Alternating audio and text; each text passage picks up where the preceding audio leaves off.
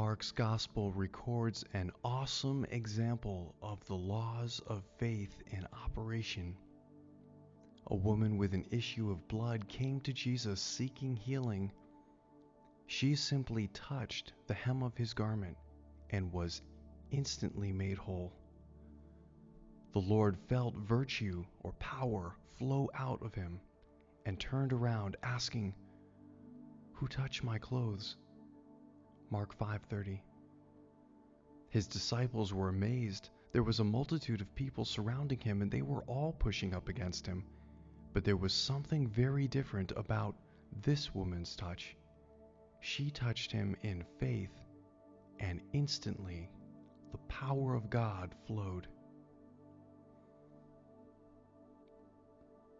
Most people believe that, as God, Jesus knew all things.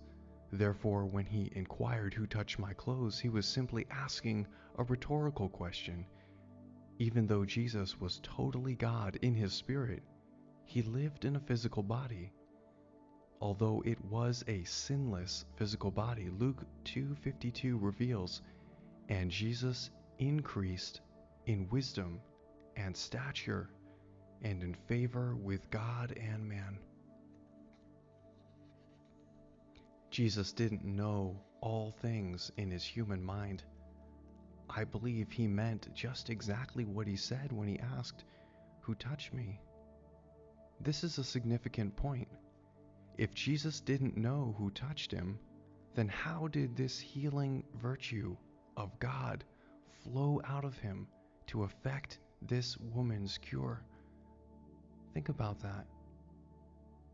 Most people think God sizes us up when we come to him with a request, depending on how much we've prayed, studied the word, fasted, lived a holy life, or a multitude of other things. He either grants or rejects our request. But that's not what happened here. How did this woman receive her healing? She put the laws of faith into action, and the power of God automatically flowed. Mark 5:28 says, "For she said, 'If I may touch but his clothes, I shall be whole.'" It's a law of God that we have what we say. Mark 11:23. She said, and she received. It's also a law of God that faith without works is dead. James 2:20. This woman acted on her faith. She didn't just speak about being healed, she acted on that faith, even at great personal risk. In that day, anyone with an issue of blood was considered unclean, and everyone they touched became unclean also. Therefore, people with this uncleanness had to avoid crowds because they would defile everyone they touched. She could have been stoned to death by this multitude if they knew her secret. This is probably the reason why she was hesitant to come forward with what she had done. Notice also that she touched the hem of Jesus' garment. How do you touch the hem of a garment when there's a multitude thronging the one wearing it? The only logical explanation is that this woman was probably on her hands and knees crawling through this mass of people. Why is that important? It illustrates another law of faith: earnestness. You can't receive the things of God by just passively seeking them. Jeremiah 29:13 says, "And you will seek me and find me when you seek for me with all your heart."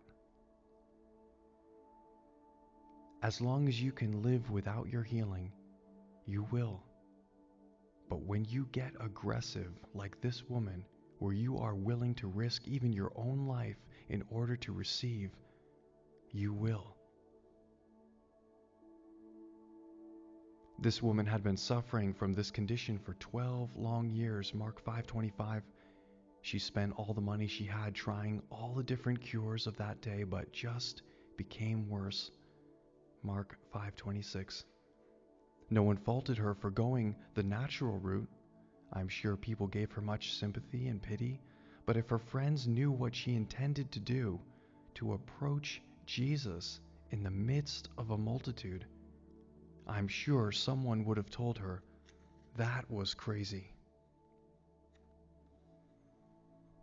It's not crazy when we let doctors experiment on us. We allow them to treat us in ways that'll kill a well person and cost us everything we have. But when we openly trust God for our healing, then we're considered fanatics.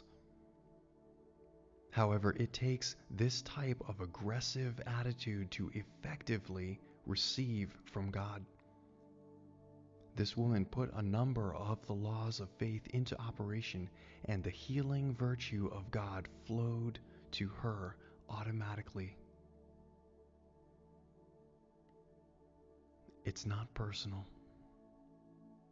Remember the laws of electricity. When someone flips the light switch on the wall, the electrical power just flows. They don't have to call the electric company and ask for the power to be sent. It's already available. We just have to take the authority granted us and command the power to flow.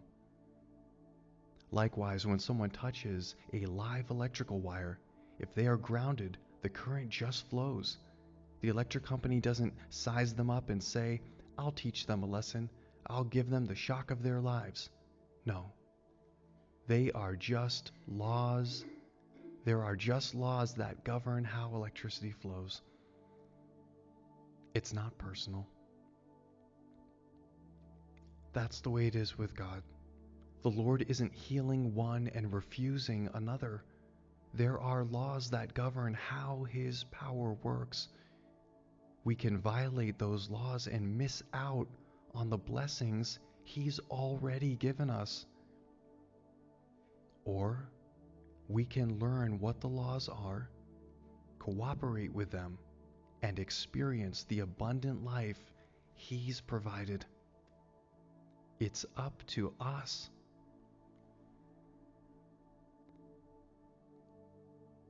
Ignorant of God's laws. People could have been using electricity thousands of years ago.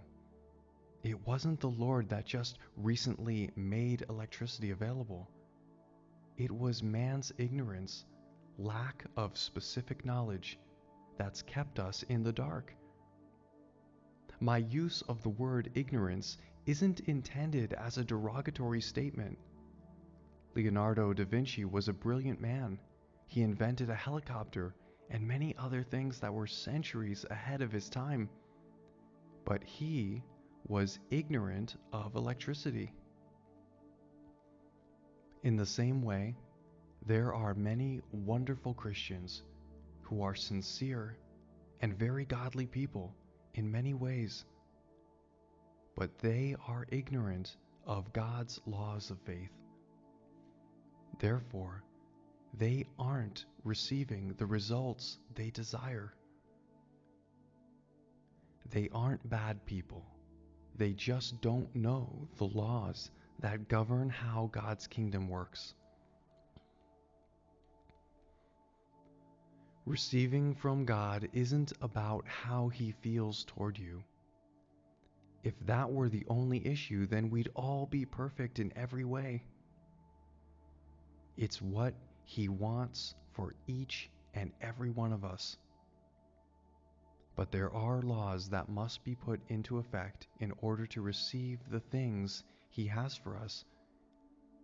It's our misuse of these laws that is literally killing us.